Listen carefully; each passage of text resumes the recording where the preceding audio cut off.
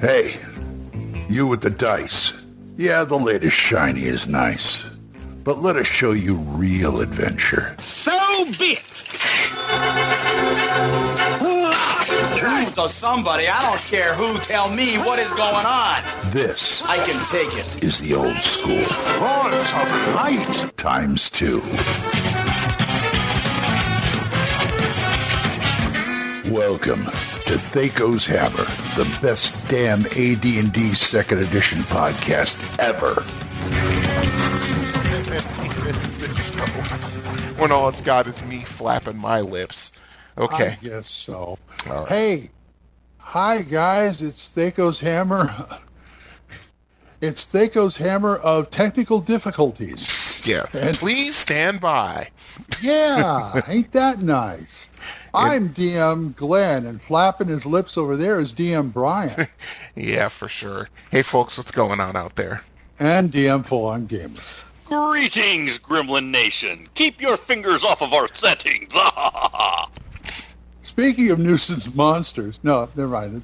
That was before the show. Okay.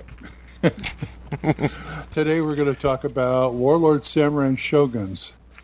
Oh, we're going Asian. Okay. Yes, we are. Yes. Alrighty doody. Well, let's get into hits and crits. Well, One thought he was invincible, the other thought he could fly. so? They were both wrong. Son of a bitch is dug in like an Alabama tick. You're hit. You're bleeding, man. I ain't got time to bleed. We're sending somebody in to negotiate. Anybody else want to negotiate? Hits and crits. Hits and crits. Okay, hits and crits, hosted by Okay. Yogi Bear. Hey, boo-boo. Hey, boo-boo. So, what's up, Brian? Oh, just working a lot and trying to slowly maintain my home, which is becoming more and more difficult because I have an autistic 6-year-old who likes to just throw things wherever. I just cleaned like a quarter of our living room, and I found things underneath things that should not be there, to say the least. Yeah. That's not a autistic 6-year-old thing. That's a every 6-year-old thing. Trust me. Yeah, well, he takes it to another level, trust me. I am not looking forward to going behind the entertainment center in the bedroom, which is where I am right now, because I know there's like a small mountain of empty drink boxes and partially eaten apples Did you and things did you like that. kidnap my son? No. Did you kidnap my son? No. Just like that. That's my son. Oh, great. Now I know it doesn't remember- get better. Great. I remember when I broke my first toy when I was about 6 years old. It was Oh. 6 years old, I was wandering across counties in Virginia. Counties, plural. That's what I was doing when I was 6, so well, yeah. I can't help if your family moved a lot. No. I mean, literally wandering. We went to go see my great-grandmother. I got bored, and bored Brian is a dangerous thing because Brian does stuff that he's not supposed to do. So I left, and I wandered across the county that my great-grandmother lived in, and across the adjacent county. I walked probably about, all told about 35 miles at the age of 6. Welcome to the Badass Chronicles. Yeah. Anyway. Yeah. Welcome to the Bad Boy Chronicles, yes. Yeah. But yeah. More or less. But yeah. No, when I was 6, you remember those little wooden not tables, but little wooden workbenches they give the kids where you put the wooden dowel in one end and you pound it, it comes out the other. Yes. You know, you have remember those? Yeah. My son has one. Yeah, I got this idea of like taking silly putty and forming it into one of those and putting it in there. Mm-hmm. That's not so bad. Everything stopped. Everything stuck. Silly putty. Where have you been? Where have you gone? Yeah. But let's see where Full On is gone. What's up, Full On? Home for the weekend. Been continuing my odyssey into the world of Beat Saber. Got halfway through the campaign levels. Cold. Oh. And realized yet again that 4-hour Beat Saber sessions are probably not what near 50-year-olds should be doing, but having fun with it anyway, so screw it. Yes. Yeah, that's not a good idea. As long as I can, I'm not going to stop. Yeah, that's like me going to the rec center and playing like 5 games of full court basketball with 20-year-olds. It just is not a good idea. No, that's 12 hours of pinball for you. Oh, please! Don't even get me started. I'm going to Chicago next year. Damn it! I'm going to Galloping Ghost. That's the holy grail of arcades in this country. 780 arcade machines and counting. Probably 790 by now. But yeah, I'm going to Chicago next summer. I'm going to spend a whole weekend there.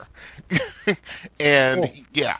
They'll have Beat Saber arcades in there as well, so enjoy. Yeah, they'll have. Well, at this point, it's like, what don't they have? You know what I'm saying? But anyway, yeah. I mean, and just for me, just trying to keep my sanity. Still doing my own podcast, Convention of an Arcade Addict. You know, trying to keep that going. I didn't do an episode for 5 weeks, so now I feel like terrible. Considering we're back on a schedule here, we're still going every 2 weeks or so. Yeah, try to keep it going anyway. Yeah, trying to. So what's this magical rant that you want to go on, Glenn? Now I need to hear. Actually, should be easier now that it's COVID, but still it's hard. Yeah, well, I also work 3 jobs, right, so no, it's not easy. But it's still hard. I mean, I struggle to keep the Daily Show going. I know, it's difficult. It's just, I just don't have the mental capacities most days to do this. I will sit here for a half an hour, 45 minutes in the morning and go, what the hell am I going to talk about? Exactly. I've got my shows planned out, and I'm just like, I just don't have the energy. And this is just for like 8 to 15 minutes worth of talk. Yeah, and for me, it's like an hour and a half, an hour at the least. Yeah, I get it. Yeah. It's like, yeah, it's just every. I did last week. I did a show on using clowns in role-playing games. Really? Believe it or not. Well, yeah. There's there are a couple of traveling circus adventures I can think of. Yeah. The one in Dungeon Magazine is actually really deadly. Clowns like, a race of humans who just follow this deity or something like that, who wear clown makeup, and they're good, and they're, it's like, because I never understood the thing about the hatred or fear of clown. Yes, I get the evil clown archetype, but I never understood some people's, like, just clowns in general. Yeah, I was going to say, have you ever heard of Pennywise? Yeah, I know. Like I said, I know the evil clown archetype, but to me, that's a separate thing. Well, because in the world of horror, anything can be made horrific. I agree, 100%. I just think clowns are horrific. Puppets are horrific. Clown puppets are extra horrific. Except for Chucky. Chucky's they trope funny. The clowns. They trope the clowns. Well, it's Poltergeist. They also trope the clowns in friggin' American Horror Story. Yes, they did. They trope the clowns in It. Killer Clowns from Outer Space. Movie. By the way, cinematic glory at its finest, obviously. By the way, even if you haven't kept up with the third season of DuckTales, watch their Halloween episode. I'm gonna have. Well, it's called The Trickening. Oh, geez. And I can only imagine. It's all about. Oh, it is so good. It is so funny. It's one of the best Halloween episodes of shows I've seen. I'm gonna have to check it out. Yeah. Anyway, sure. back to rant. Yeah, go. Yeah. This has to do with my DVDs and Blu-rays. I was probably going to. Did you know that By the way, did you know among my other shows on YouTube, I do have a series called Old Man Grognard's Grindhouse? Yes. Which is about movies. Oh, I'm not telling you. I'm telling them out there. But sorry. No, I don't. I'm sorry. I'm just. Every time I think about this, it just drives me crazy. But I'm about to do a rant episode because I took a major hit, a significant hit in my DVD collection, in my Blu-ray collection. How so? Well, I have a Blu-ray set of The Twilight Zone. Ooh. The original. Yes. The complete. I opened it up. I have 3 cracked discs. Oh, that sucks. That's 24 episodes right there. Oh, and that's... And I know why, too. I did it. You How'd know you do how it? I did it? Because this stupid box, trying to get the stupid discs out of the stupid box, they're in there so tight that every time I try to take a disc out, I risk that. You mean the thing it sits super in? locking buttons. Yes. Super locking tabs. Yes. Oh, that sucks. Yeah, the middle tabs, I have to just jam my finger down there and push, and hopefully I won't crack. And I managed to crack 3 of them. Oh, jeez. And now I got to replace the whole set. That's not cool. You know, and that was what pissed me. That's why you got the episode I told you about with Nuisance Monsters. If I'm going to suffer, everybody, all my gamer friends are going to suffer. Something's going to wear it today. But, you know, I'm pretty much got the money to replace this, but in my heart, I really don't want to. It's the principle of the thing. Yes, it is principle of the thing. I got this at a good price, and I can get it at an even better price online. But at the same time, I don't want to have to do it. Yeah, it sticks in your craw to have to pay for it again. Pay for it again. It just drives me crazy. I get it. You know?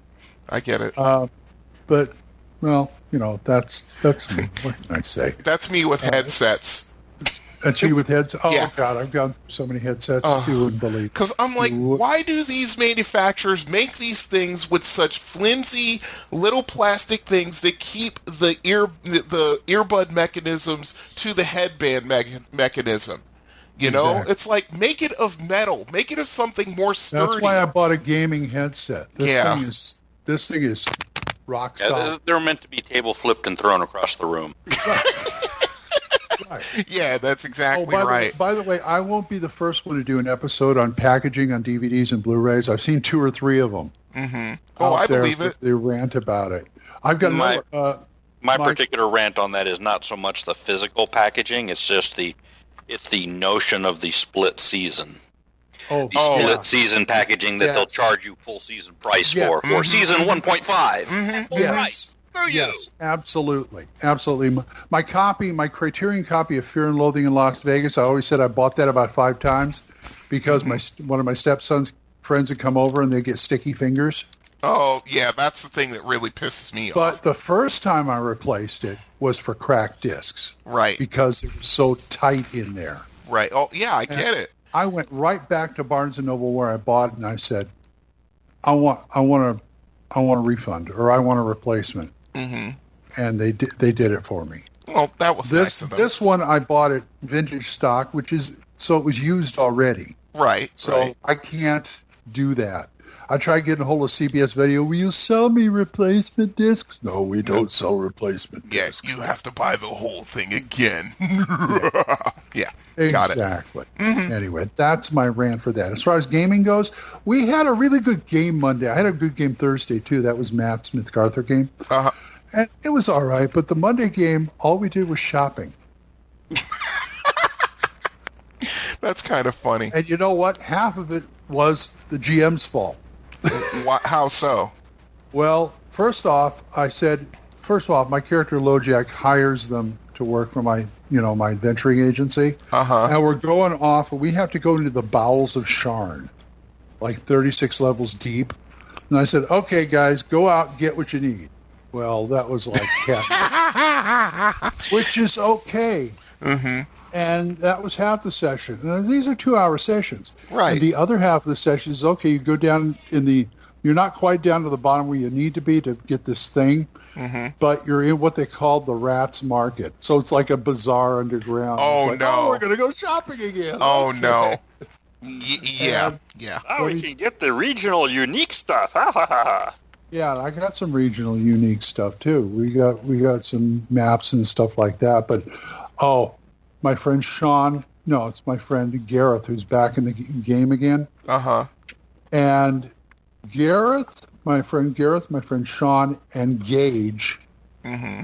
The GM said in the middle of this because they were scamming everybody down there because they would do stuff like they're stupid and they go up and try and work it. I even did it a little. There we go. And I was like, I don't know about this here map. I don't know what it is. Well, I'll tell you, and then they're scamming him. And it says, I want to do that. Okay, fine. I go up and I start talking like Michael Caine. I'm LoJack. Not many people know that. And I was looking for this here ring. And I don't know if I want it or not. And, I was just going on like that. In the middle of it, Carlos, the DM, said, Sean, Gareth, and Gage both in the same game. I don't think I'm going to survive. Because all three of them, they're like a den of thieves, no matter what characters they're playing. Wow. Okay. It's not really, bad thing, but I mean, I like having them in the game because they know the tactics, they know what to do, but at the same time, they're always got some kind of scheme going. So that was our you're playing with the knights at the dinner table. I get that. Everybody does eventually. It's fine. Mm-hmm. Oh yeah. Well, we got a ring. We got a map to someplace, and it was fun. But this Monday we're going to get into the meat of it. So here, give this to Mommy. Look out, Sean. Thank you. Yeah, here come the hoarders. Yes. Yeah. Everyone in Sharn, beware. The hoarders are coming. Yeah, we got to go like 36 levels down to find this. There's some brooch or something that we got hired for to do. And I said, okay, whatever. It's a snatch job. We'll do it. Mm-hmm. And so that's me pretty much. What about emails? We don't have any.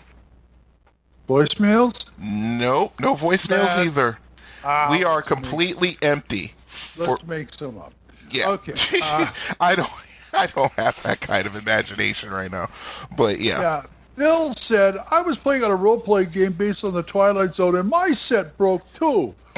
No. No, it's all right. Yeah. Hey guys, send us something. Okay? Yeah, for sure. THACOshammer@gmail.com. You know the drill. Mm-hmm. We got a email address. We got all that stuff. Yeah, we got a phone number. We'll take your voicemail. Yep. Yeah, we will. Area code 405-806-0555. Right-o. Right on. Mm-hmm. That was good lunch. Anyway, so let's go to Magic Fingers. Eeny, meeny, chili beanie, the spirits are about to speak. Well, it just so happens that your friend here is only mostly dead. Sounds like a lot of supernatural baloney to me. Supernatural, perhaps. Baloney, perhaps not. Magic Fingers. Magic Fingers. Morton Kane's Involuntary Wizardry. Oh, I can't wait to hear about this one. Oh, this is actually a good one. This one... Is it a low-level spell? No, actually it's mid-level. It's like level 5. Okay. So you need to be what? 9th level to cast it? Something like that. Okay. It's from the Enchantment, Charm, and Necromancy schools. Also, if you run Mentalist Wizards in your campaign, you can also use that as well. Level 5, range is 60 yards plus 10 yards per level. Components are verbal and somatic. Casting time is 5. Duration is instantaneous. Yeah, I can talk. The area of effect is 1 spellcaster, and the saving throw is special. Okay. Well, go ahead. I'm always for spells without material components. Of course, so. Yes. Go ahead. Less to purchase, less to carry. Yeah, less for annoyance. Right. Okay. This spell forces a single randomly chosen wizard spell from the mind of another spellcaster. If the subject can't cast wizard spells, then the involuntary wizardry spell is wasted. Otherwise, the subject receives a saving throw versus spell with a -3 penalty. Wow. If this succeeds, the involuntary wizardry spell is wasted and without effect. The involuntarily cast spell is centered on and takes full normal effect on the subject. If the spell would do no harm to the subject, then the subject suffers 1 point of damage per spell level. For instance, Detective Visibility is a second level spell. It would inflict 2 points of damage if you failed your save. The involuntarily cast spell is expended. The subject receives any saving throw normally allowed against that spell's effect. While Mordenkainen's involuntary wizardry... hold on, I gotta scroll to the top of the page, and there we go. While Mordenkainen's involuntary wizardry, its spell itself has no material component. Any component for the involuntarily cast spell is expended from the person of the subject. Likewise, any... Is it? What? Oh, go ahead. No, I was going to say, likewise, any casting penalty, such as the temporary constitution loss for an identify spell, if you run your spell that way, is visited upon the subject. So yes, you could actually, if only randomly, if you cast this on a mage that has a fireball spell, and that spell comes up, if you determine it, that spell becomes ground zero. So the wizard has to save. That's what? Yeah. Basically fireball area effect me. Boom. Yes, boom. Me and all my companions around me. Boom. I do that on purpose. I don't need a spell to make it worse happen. Come on. Yeah, well, yeah, I know, Mark. I know. Isn't there one that just knocks a spell out of the caster's head? Isn't that the forget spell? Swapping spells. Okay. The forget spell, I think. But yeah, okay. So this is worse. This would be the thing to use in conjunction with some of those luck mage or jester things where you get to roll twice. That way, when you do your random determination of the spell, you get to pick the more useful random situation. So chaos magic would be. I was just going to say, you know what the best way of, as you said, the best way of using this is on a wild mage. Oh my God! Can you imagine that? Oh. Yeah, and then you go to the wild magic chart. Yeah, exactly. Where all kinds of fun and interesting things happen, including the DM's created. I think there is a result that's like DM's choice, or things like that. By the way, I rolled on the wild mage chart, and your hair turns blue, but you don't know that because you just got hit with a fireball. Yeah. And you saved your... It grows back after a round. Yeah. But this is an actually interesting spell because, yes, I could see... This would be a spell that wild mages would love, actually, because it is completely random. Well, they'd hate it, too, because if it's used on them. Yeah. Well, then there's that. It's a love-hate thing with them. But that's what happens when you run a wild mage. If you run a wild mage, sooner or later you're going to bork your party. That's just the luck of the dice. That's right. And just integrate this into a ring of spell storing that you forged into a set of brass knuckles and go punch some mages and see what happens. Now, see, there's a good idea. Just the ring of spell storing itself. I don't need any brass knuckles. Because then that way it's not an unarmed attack and you don't provoke an attack for opportunity. So, brass knuckles. I don't use those anyway. Oh my goodness. AOOs are not welcome in my house. Aww. The only time they come up is when somebody decides to run away and not pull a strategic retreat. That's all. That's the only time those ever come up with me, unless you're actually doing guarding. Is that a thing you can do in second edition? Yes. The strategic retreat? Yes. Yeah, take your 5-foot step. Slowly get out of range. They'll close on you, but you know. Is it in the main book? Is it in the main book? No. Combat and Tactics. I think. Oh, then I sold mine. I got rid of mine. I don't use those. You're fool! Hey, I needed the money. Okay. I'm not. I didn't say anything. Aside from as far as like splat books and stuff go, I cut them down. I cut it down to the 3 main books. Mm-hmm. No, I get it. I still have all mine. I mean, I use everything digitally. Bolo stuff, Forgotten Realm stuff, and other things like that. I kept all that. Well, yeah. The stuff that's splat book. Yeah. Splat books and players' options went bye-bye. Wow. Wow. Okay, that's fair enough. But then again, Corey had to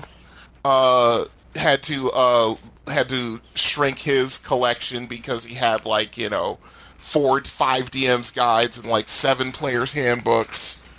Well, my half price bookstore, I shudder to think what they got on the shelves right now. And it's all my stuff. Yeah. Well, I had two big plastic crates of the stuff, and they gave me. I made $114. Store credit? No, cash. Cash, actual cash. 114, and I said, "You guys surprised me. Why?" He says, "You took everything." Mm-hmm. Well, usually it's like, okay, we want this stuff. We don't want this stuff, but we'll get rid of it for you, right? If you want. Right. But he's in shutdown mode, and families are playing games together, so they need stuff. I gave them 100 things, and they took it all. It's like I was.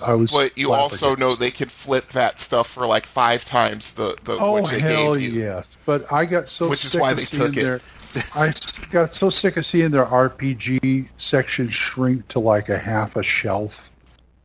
That's not the reason you did. A half a bookcase. No, the reason was for the money. I was going to say, there was no altruistic motives going on here.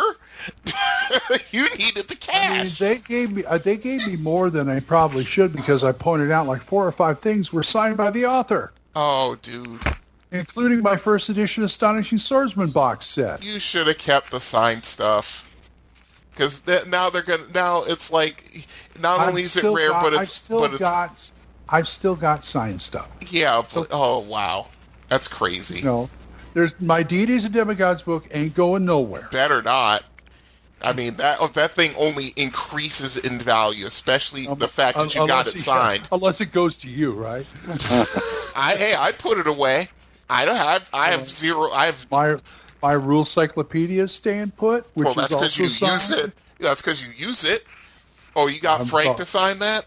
I got Frank to sign it, and I got Clyde to sign. Oh, Clyde? Oh, cool. Yeah, he signed the inside for his cover. Yeah, you probably put that on Facebook Marketplace for $300. I just wished I could have caught Aaron Alston before he died. I had 2 or 3 things I wanted him to sign. Yeah, no kidding. Jeez. I still got Spelljammer signed by Bruce, the guy who wrote it. Bruce Hurd. No, not Bruce Hurd. Spelljammer. Cordell. Yeah, Bruce Cordell. No. Yeah. Didn't he write it? No, it wasn't Jim Ward. Oh, jeez. Now you gotta make me look it up. Hold on. Hold one. And someone has just cast Mordenkainen's involuntary wizardry of on Brian. Trivia on Brian. Yeah, no kidding. Yeah. I must eject the knowledge. Ah! Well, it's driving me crazy because now I want to know. Yeah, because now I need to know because it's one of those things. Let's see. Ravenloft, Al-Qadim. I know I have Spelljammer in here somewhere. I know him. We all know him. That's what makes it crazy. It's like as soon as we as soon as we see the name, it's like, oh, that guy. Jeff Grubb. Oh, Jeff Grubb. Yeah, that's exactly who I was going to say, Jeff Grubb. He's going to be mad. If he listens, he's going to be so mad. No, I didn't sell it. Okay, good. I yanked it at the last minute. Mm-hmm. He also signed Marcus, books in my you need to be Marvel quiet. I'm recording. Advanced box set. Out in the living room. Go. So that wasn't going anywhere. Well, of course not. We still have a game pending on that. Oh, jeez. We do? Somewhere, I think. I may have a... Hey, I opened my 2 Monster Manual, and I found Caracas Hold on. You guys just lost me. We do? That was a subtle dig. Oh, little on too our subtle. live plays. Okay. Hey, did you just hear me? I opened my 2E Monster Manual and found Caracas Smelt. That's what I still have electronic copies of all your characters. They're all current.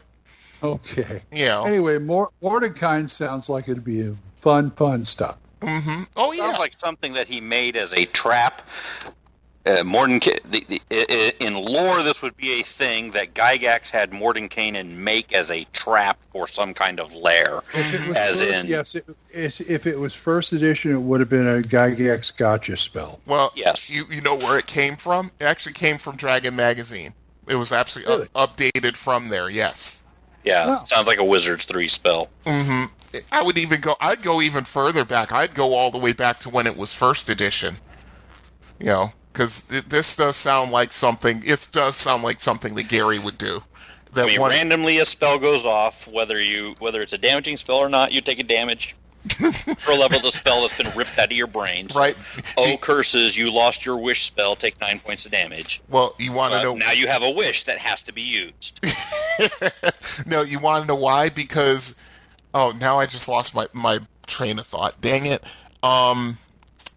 Because I think this was a spell that Gary came up with because his mages were carrying too many fireball and lightning bolt spells. Multiples of them. Yeah, definitely a gotcha spell, but I memorized all 5 slots of fireball and all 8 slots of magic missile and all 4 slots of delayed blast fireball. Yep. And all 3 slots of chain lightning, and I'm suddenly a grenade walking in the middle of my party. Well, guess what's going to happen to you? Hit identify? Nothing. Because I didn't even memorize it today. I have a ring for that. I listened to Tuesday's show about nuisance monsters. I did a mini rant about how I hated gotcha monsters that Gary would do because he didn't like what his players were doing. Yep. And then I go, but... no, they're great for nuisance monsters. Oh, Glenn. Oh, Glenn. Anyway, Mordenkainen's involuntary wizardry. If you're a GM, use it. If you're a player, sorry. No, if you're a player and you can use it, I say use it. Okay. Especially if the DM is having his mage carrying way too many fireball spells. I assume this would apply to also magic items that throw spells. Of course, we talked about Ring of Spellstoring earlier, so yeah. That's a good question. I'd have to consider wands and staves and all that. I think it's more towards. I think it's just more towards the spell that wizards have in their heads, not to magic items. I hit you with the lightning bolt. I hit you with the... I'm sorry. No. I was just going to say, because once we get to the 9th level Mordenkainen spells, because Gary came up with that spell for magic items, Mordenkainen's Lucubration. Okay. That's a I am sick of your crap because you guys have way too many magic items and you guys are turning into the Mission Impossible team, and I'm just going to take them from you now. Poof. Yeah, I guess I could work it that way, but I just, the stupid stuff like I cast lightning bolt, I cast Mordenkainen's involuntary wizardry. Poof, Liam's tiny hut. Yeah. You want to know what? They would take, 5 points 4 points of damage? Because it has no serious effects, but yeah, I get it. I love stupid results.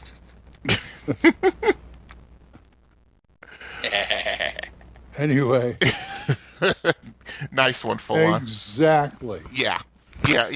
Mimics are definitely a gotcha monster. Yeah.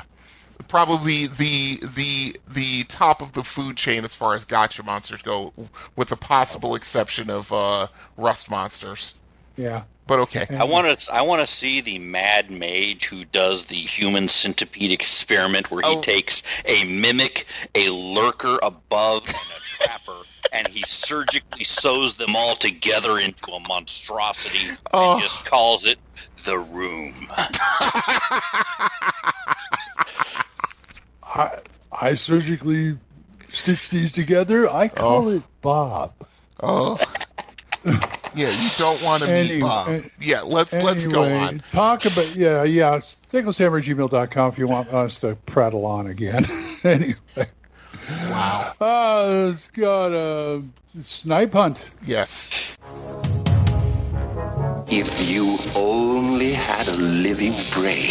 What do you think? Escaped gorilla? Listen, you're making enough noise to wake up the dead. I don't have to wake him up. He's up. It's time for a Snipe Hunt.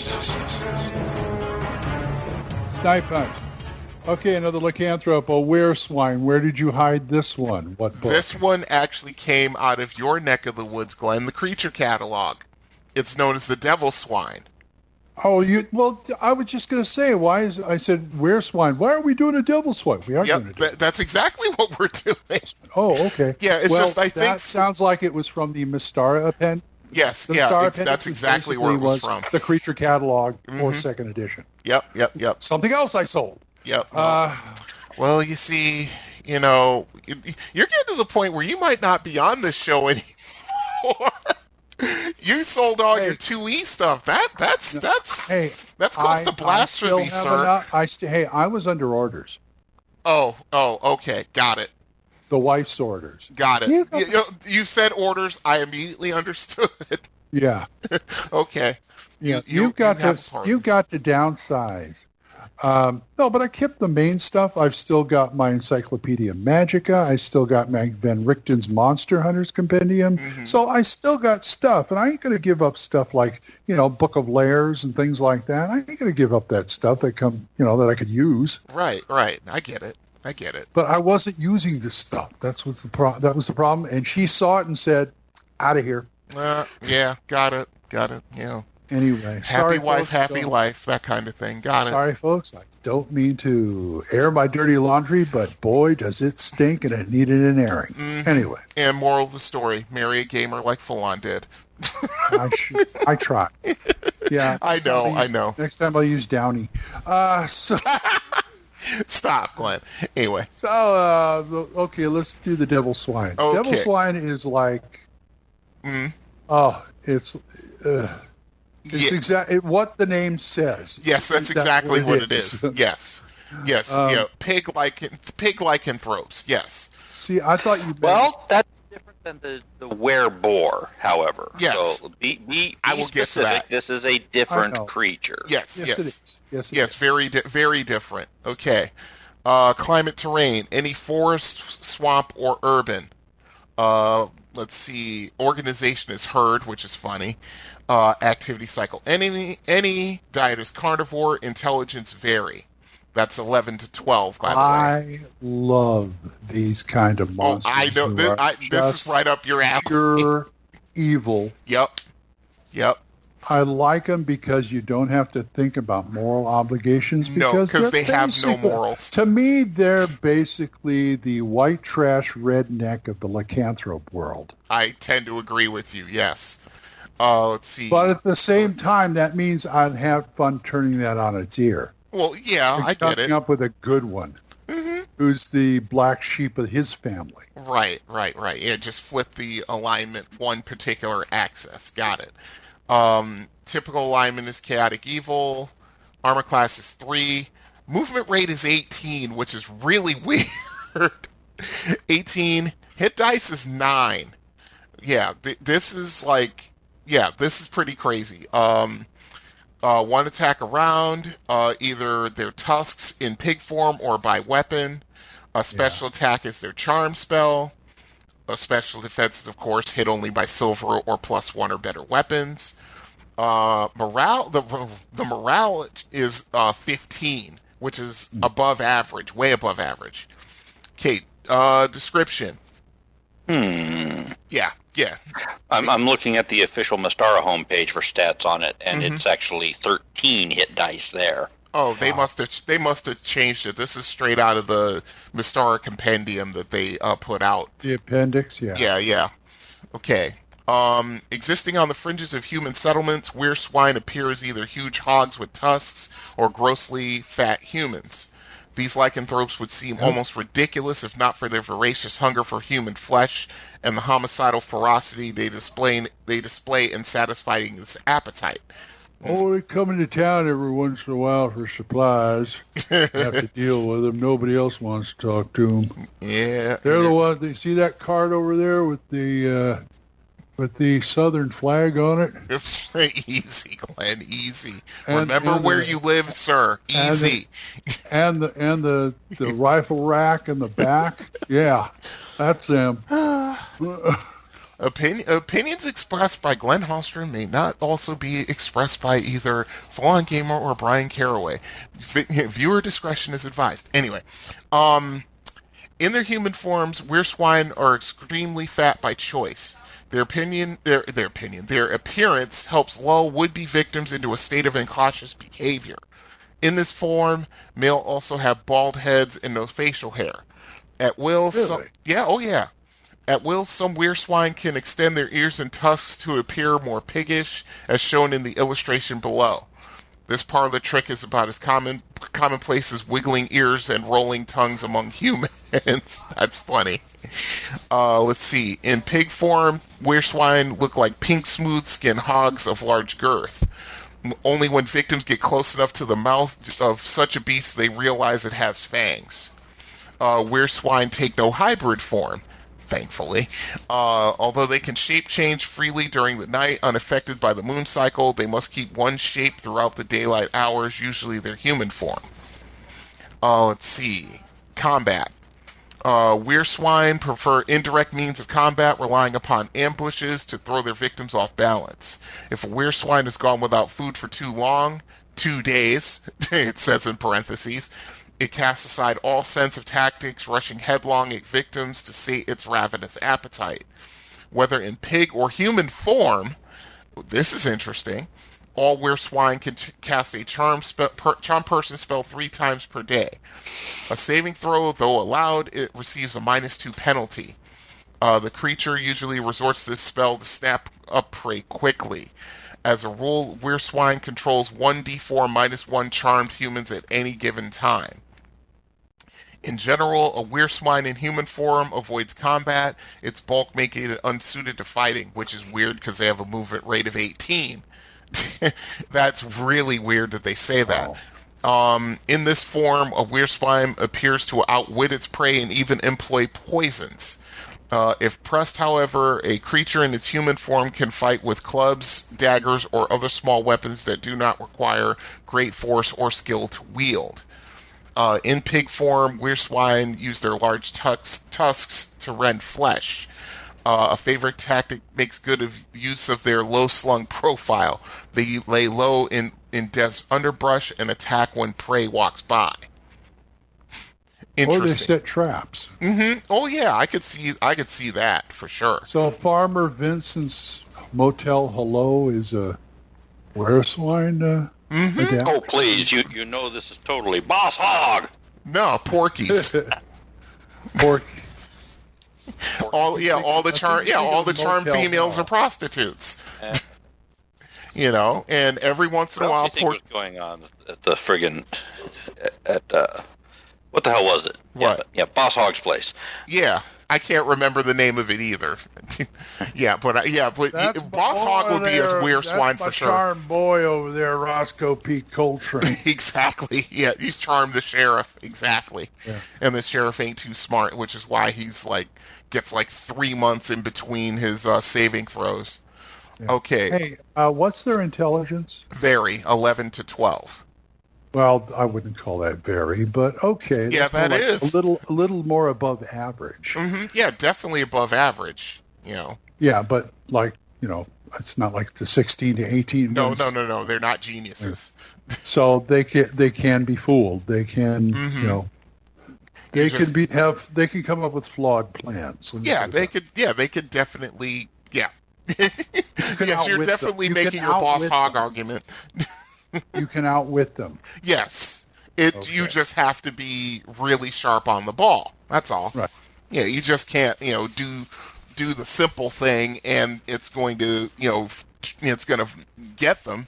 You actually got to come up with something a little bit elaborate. I like characters that are just intelligent enough to be dangerous, be dangerous, but not intelligent enough to really, just the stupid intelligent types. Mm-hmm. Well, you got to remember. Go ahead. They don't think through everything. Yeah. Well, yeah, and weir swine can be manipulated, because they have a glaring weakness, their ravenous hunger. That's true. Okay. To continue. Yeah. Weir swine fit the stereotypical role of the dirty, greedy, lazy pig. In their human form, they tend to be slow, unkempt, avaricious, and always hungry. Let's see. Many wereswine once lived as merchants or farmers. There you go, Glenn. Ambushed on the outskirts of towns or attacked on their farms and infected with lycanthropy. Those who used to be merchants can still keep their businesses going, using their charmed victims as loyal lackeys and spies. You know what I'd love to see a wereswine, or maybe a family of wereswine as? What? Like patent medicine guys with a wagon. Or snake oil sales. Yeah. That kind of thing. I could see that. Okay. I that like way that. They can keep on the go. Well, So, they kind of have to because go ahead. Yeah, because they're ravenous hunger. They do a few killings around town. They got to get the hell out of town. Exactly. Yeah. Exactly. So I could see them being a lot like the Sawyers, doing the whole Texas Chainsaw Massacre chili cook-off thing. Yeah. Ooh. Yeah. I agree with you. I'll go deep. I know you will. If you don't go deep, something's wrong with you. Let's put it that way. We've been doing this for 10 years now, sir. I'm aware of how deep the rabbit hole goes with you. Okay. This would definitely be like the house. You could go and just lift the whole NPCs from a lot of Rob Zombie movies and take like the Devil's Rejects and the House of a Thousand Corpses. You just use them as the devil swine. Yep. And literally go hog wild. Yeah. Yikes. Wrong turn. The hills have eyes. These are things to use for your devil swine plots. Yep. You have a house at the end of the hill or something, whatever it was called. I forgot.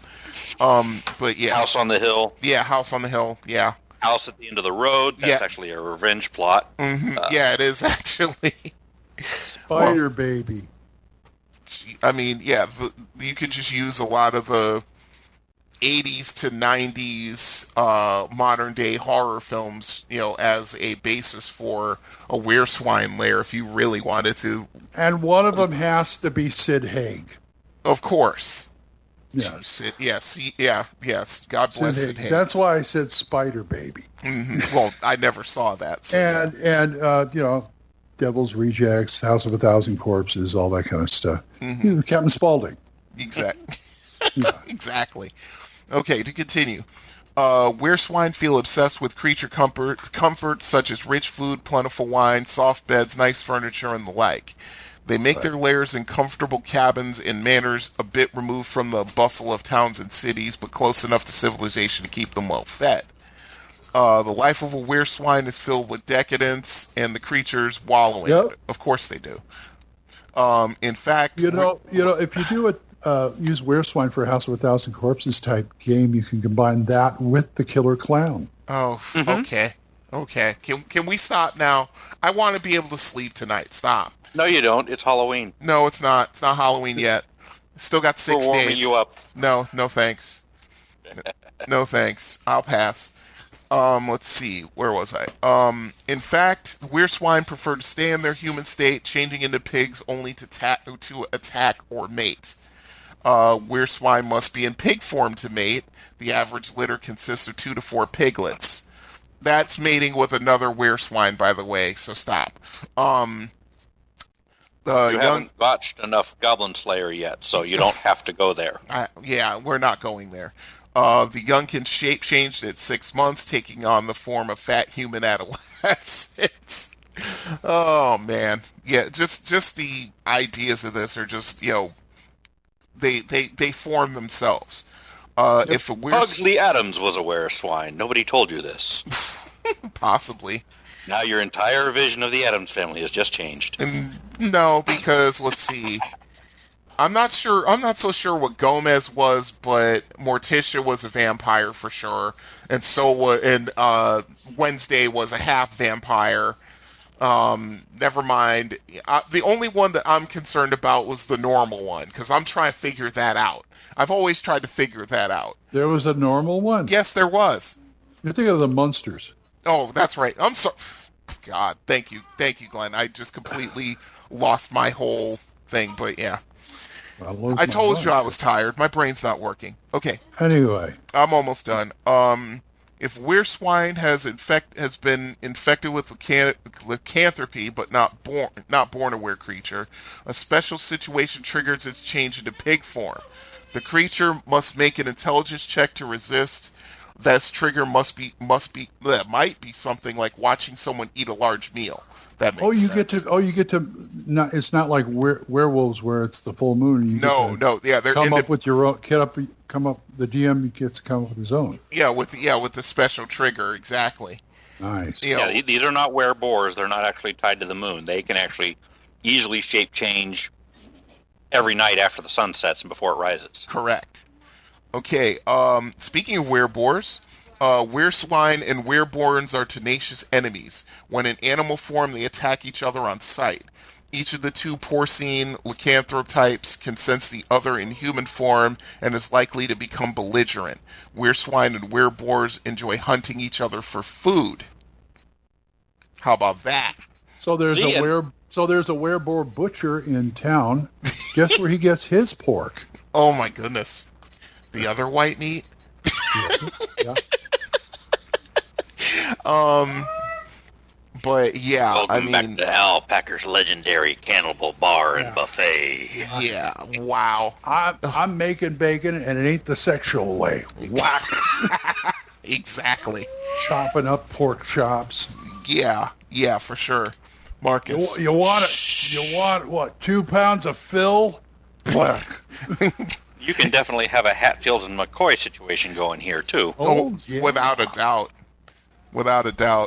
Yeah, imagine that. And the party gets put in the middle of that, and then one of the weirboar girls has a thing for one of the characters, and then maybe one of the hirelings gets charmed by the wereswine. Yeah, all kinds of crazy things can happen. Yeah, I'm thinking of like 3 different. Comedy horror films. One of which is nothing but trouble. Once bitten. Yeah, once bitten. That'll work. Yeah, there you go. Anytime any of the player characters stumble across this weird family in the woods, just be careful. Yeah. If they're all grossly overweight and just be careful. Remember, folks, this was recorded in October. Yes. So God only knows when it's going to come out. I think that's why you chose that one. No, actually, I didn't. It was completely random. I was going through the list of lycanthropes. Good choice. Yeah, good choice. I couldn't go to the usual one because we've already done the werewolf. We've done the loup de garou, which is the French version of the werewolf. So, yeah, I had to go with something else. So, yeah, this is what came up. Yeah, okay. Yeah. But anyway, hey, let us know how you use devil swine. Mm-hmm. It's THACOshammer@gmail.com. Yes, indeed. And let's go into our final segment, 99% perspiration. Brilliance. That's all I can say. Sheer, unadulterated brilliance. I'm trying to think, but nothing happens. I'm laughing at the superior intellect. Okay, so how do you do that? I do work, bitch. 99% perspiration. 99 tenths and 20 tenths. No, 99% perspiration. And both I named these too. Yes, you did. Thing. This is on you, sir. Okay, what do we got? Adventuring in the D&D Orient Part 1. Finding the... we're doing a series. Yeah, Finding the source. 3-parter. Finding the sauce. You will have to walk me through this. Okay. Because I'm not into the Oriental adventure stuff. Oh, so well, that's just a shame. Well, I had played it. Mm-hmm. Recently too. Yeah, no, that was like 2-3 years ago. That's recent. Okay. Considering my friend wanted to run Oriental Adventures in 5th edition, and so there we were. Here, however, are some of your tricks and tribulations of finding the source for Oriental Adventures in the THACO's Hammer world of 2nd edition. Uh-huh. Because it's 2nd edition, and you don't really get one. Actually, you kind of do. You get the first edition Oriental Adventures book. I have it in my hand. You have the third edition Oriental Adventures book. I have it in my hand. Mm-hmm. You have 2 references in splat books.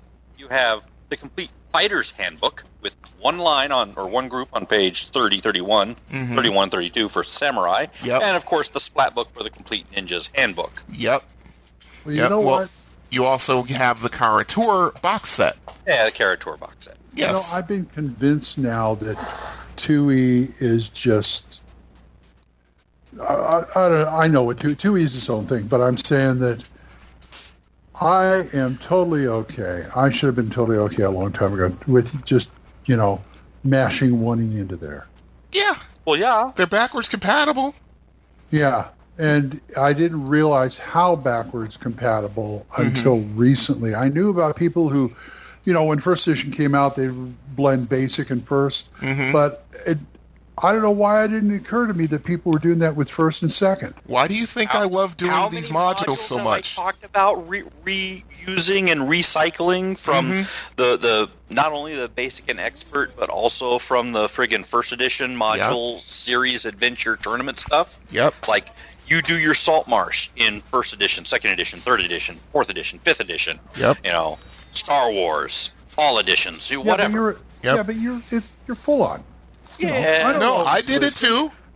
You always listen. Yeah, I did it. Hey, I did it too back in the late 80s, early 90s. So if anybody's complaining about no second edition Oriental Adventures, shut up and just go grab the first edition book. There is a guy, I don't remember his name, but there was a guy who actually went through the entire Oriental Adventures book and actually redid it for second edition. I can't run an internet search, people, because I know it's still out there. But it's like anything else. Slap a THACO on it and send it out. Yeah, it's not difficult. I mean, the honor system probably needs a little bit of reworking, but yeah. But the reason why I came up with this was because my first ambition was sort of like, well, how would you put a D&D Asia into your campaign?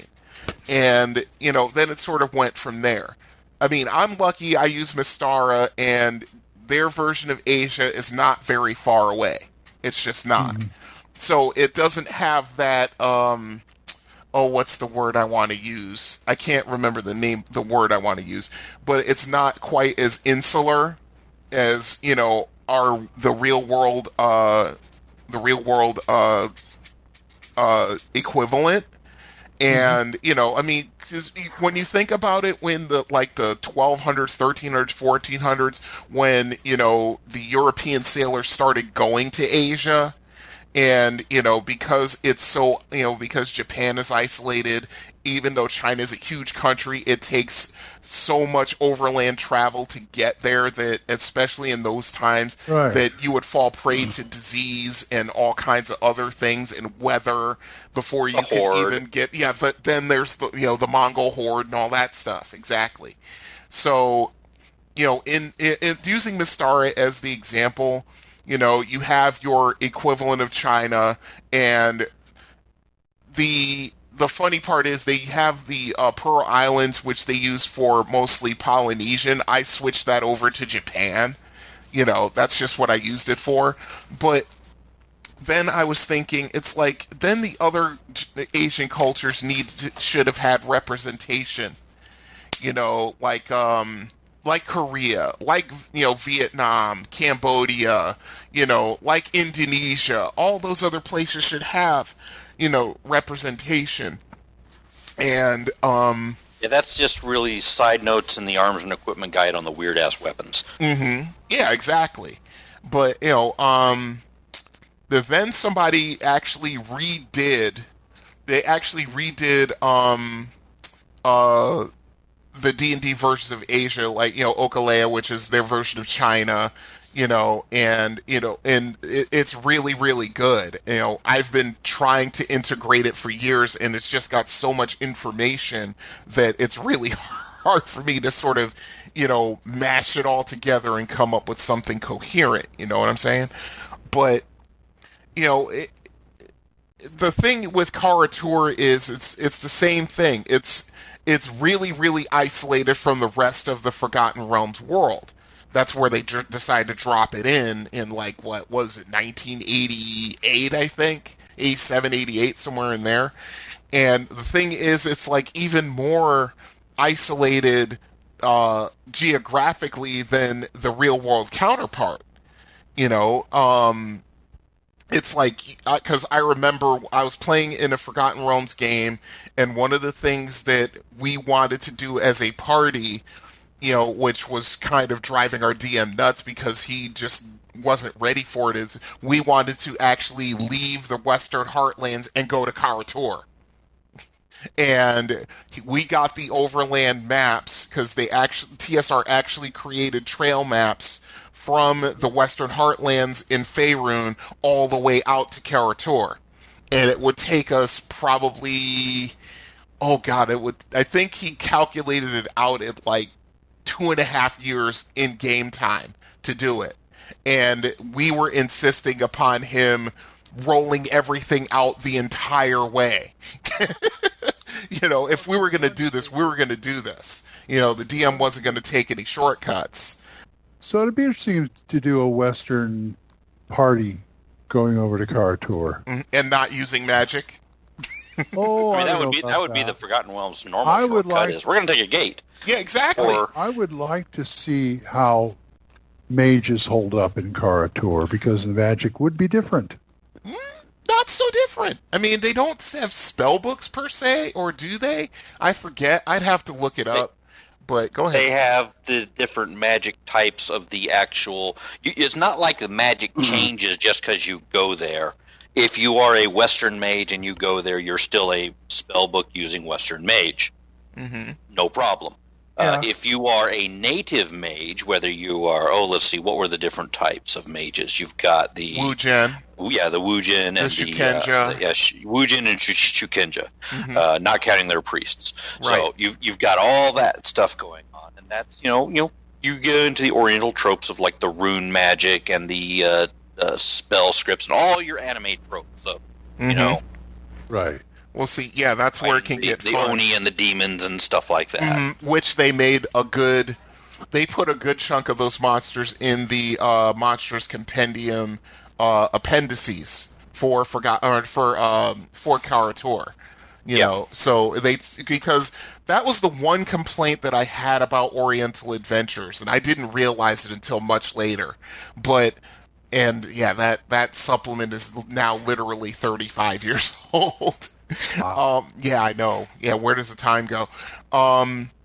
Is that Gary had a really good idea, and he kind of got about 60 to 70% of it right, but he didn't go deeper into the differences that would be in a D&D game, or at least address those differences, because that's something that's been addressed in Dragon Magazine articles, because you can't run a D&D equal equivalent to Japan, because it's so insular and restrictive, and it would be really, really difficult. There would have to be a little bit of a softening, just a little, not a lot, but a little. You also have to pick your period, pick your time, and you have thousands of years of Chinese history, thousands of years of Japanese history and lore and different eras that you can go into, and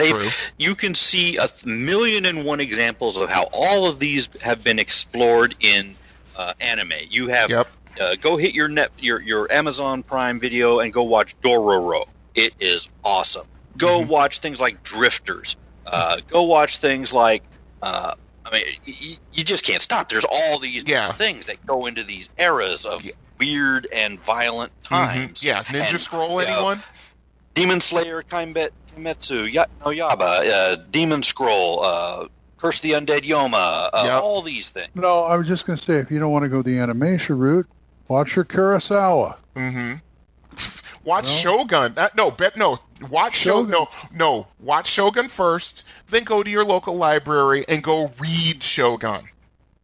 And then you got like the Zenja, the Shikei, You know, there are a lot of fantasy Japanese period novels that other people have written that are really good for establishing a halfway decent D&D campaign.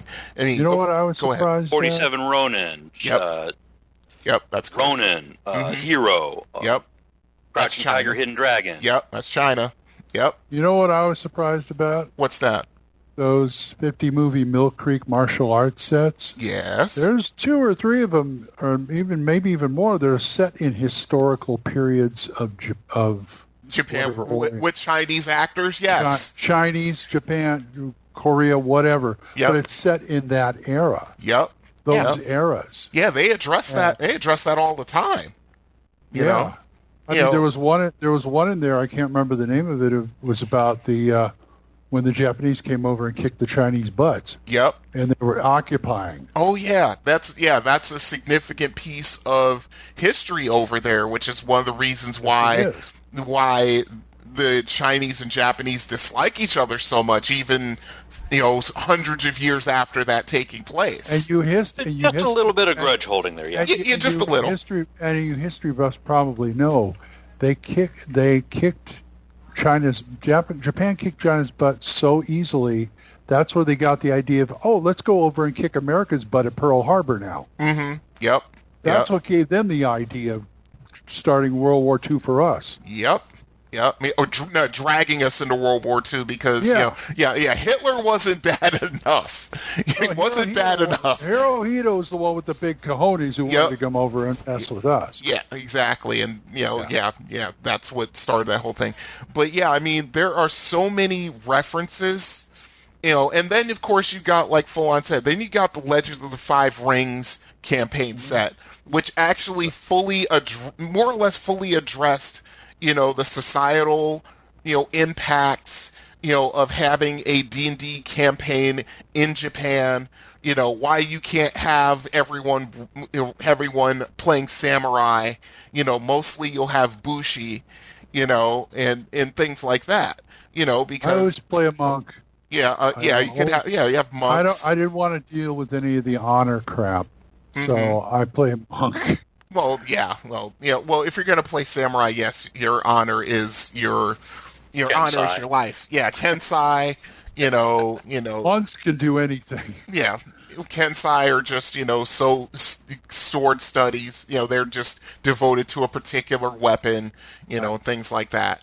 I mean, I remember someone arguing with me that, you don't need to make a martial artist class. Everyone could be Kensai. It's like, no. Martial artists are of every alignment. Kensai are lawful. That's the other thing. There's not a lot of, not so much a lot of difference in outlook in if you ran it straight. If you ran it straight, if you studied Japanese and Chinese and Korean history, for say 100 years of each, and you decide to make a campaign out of it, and you decide to run it straight, like historical, that would present a problem unto itself. But, I just think that there's lots of distinct flavors to the cultures over there, and way too many. It's pick your sauce and go with it, and sprinkle a little bit of seasoning from other things in as you see fit. Which is why the Western D&D realms just had here's your sampler, here's your monk, and here's your wandering ninja and your wandering samurai who ended up here somehow.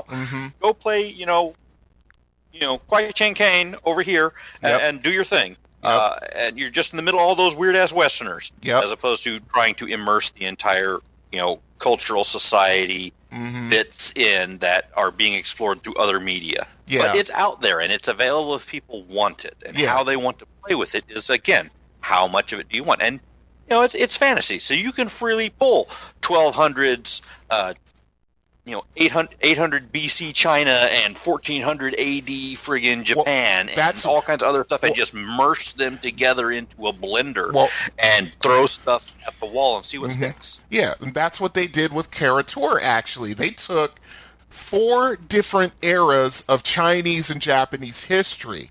There's one area that's the Edo area, which is, and then there's the one that was before it, which was, much more violent and, much more strict. And you just have these 4 areas, and they just all sort of have their borders, and they always are in conflict.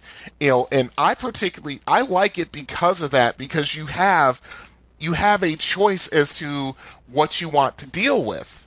And then, of course, then shortly after that, then, of course, the hordes come along, which is that occupying long, huge expanse of land in between the easternmost part, the utter east, as they called it, and of course, Karator, which is, there. That's where the equivalent of the Mongols came from. Of course, then of course it all comes down to a duel between. Well, that's that white book, wasn't it? The Horde. Yes, that was the white splat book. Yes, the one I saw the most in half-price books. Yeah. You want to know why? They made tons of that book. Yeah. Well, you want to know why? Because I actually read that book, and it didn't have a lot. There wasn't enough crunch. There was more just more of just an explanation as to why the hordes decided to invade the Western Heartlands. That's all it was. You shouldn't have doubled down on it then. Yeah, no, I agree with you. But, they basically, what happens is, okay, the Khan goes up against Azun, and Azun kills him, and then all of a sudden it's all over. And, it's sort of anticlimactic that way. But, yeah, I mean... And that was just, to me, I like the idea. I really did. It's just, I think the execution sort of came off a little weak, if you know what I'm saying. You're right. A lot more like less like one of the green books that they were trying to do, and they were doing like Charlemagne and stuff like that. And they could have done that, but didn't. Yeah. Well, you know what? The problem is there's too much to go into in just a splat book if you pick any of those. Yeah, I mean, they're trying to condense it all down into like 128 pages, and there's just way too much. Way too much. I mean, as a matter of fact, we need to get Kojo on, because we were actually covering the green splat books at one point. And him being a school teacher and also being somewhat of a historian, he actually can help. Actually helped us with that. We need to get him back on. But you want to know something? And it distresses me a little bit. He's gone 5e too. Well, I'm a little sad because of that. I'm just a little sad. I'm just a little bit. I understand why, because there's this huge influx of people who are just playing 5e, and for their particular reasons why, and it's gotten a decent level of popularity for the game. But yeah, it still makes me a little sad. Here's the question. What's up? Did he go 5e as a player or a DM? I think as a player. I think. I wouldn't worry about it. I play 5e because sometimes it's the only game in town. That's why I'm flexible, but I still won't run it. Yeah. Well, I'm in the same boat. But so I'm willing to cut him a little slack. Okay, fair enough. It still makes me a little sad. It's like, oh, we lost another one. Oh, everybody. I mean, swear to God, it's like, my friends flipped so fast. It was like they're all coming out of the 5e closet or something. I don't know. Well, yeah. Well, Vince did that big time. Yeah, they flipped faster than IHOP pancakes. It was unbelievable. Mm-hmm. Anyway, there's something for you to get started on for some source material. And if you guys know of any other source material you want to tell us about, Old Man Grognard is not going to listen. Who's going to listen? Very well done. Well done. It would have been well done if you hadn't said that. I couldn't help it because I was drawing in breath to say, wait a minute, but you corrected yourself. It was actually pretty smooth. I give you credit. THACOshammer@gmail.com. Yeah, tell us about it. Come on, we don't have any emails. Come on. Yeah, come on, people. Where y'all at? Call us at that stupid number. 405-806-0555. There we go. Mm-hmm. All right, time to close this splat book. Yes, indeed. It was a little painful, but we got through it. So you're asking us to bow out. Oh, that's pain. Oh, yeah, that's painful. Yeah, see, that was definitely painful. It is COVID. So yeah, it definitely was an involuntary wizardry. I had to say it. You got hit with Mordenkainen's involuntary wizard, and that's the spell that came up. Yeah, horrible pun. Yeah. The horrible pun cantrip came up. There we go. Anyway, say goodbye, Brian. Oh, my brain hurts. Good night, folks. See y'all next time. Hold on. My wonderful gamer nation, we shall see you again in the near future, when our masters will rise and we will take revenge. Okay. Was that Samurai Jack level? Oh, don't. Do not make me go. So if we can... Samurai, you do not know the wonders of power. God bless you, Mako. We miss you. Yeah. So we take Oriole Adventures and combine it with what, D20 Modern, and we get Power Rangers? It could... Oh, no. We do... we combine it with Palladium. Yeah, we get Power Rangers. Anyway, This is DM Glenn. Yeah, that's me, all right. This is DM Glenn saying, we'll see you guys next time when the hammer comes down on THACO's Hammer. Marcus, bye-bye. Holy moly. Oh, yeah, that was so good. My son started laughing. Well, that wasn't me. That was not me. I do not get THACO's Hammer theme is provided by the Diablo Swing Orchestra. You'll find them on Jamendo.com. All other additional music for this episode was provided by Kevin MacLeod. You'll find more of his music on Incompetech.com. Be sure to visit our website at thacoshammer.info. If you have any questions or comments, email us at thacoshammer@gmail.com. Remember, that's an O, not a 0. You can also find us on the second edition forums at osrgaming.org and at purpleworm.org. Or give us a call and leave us a voicemail at 405-806-0555. See you next time when the hammer comes down on THACO's Hammer.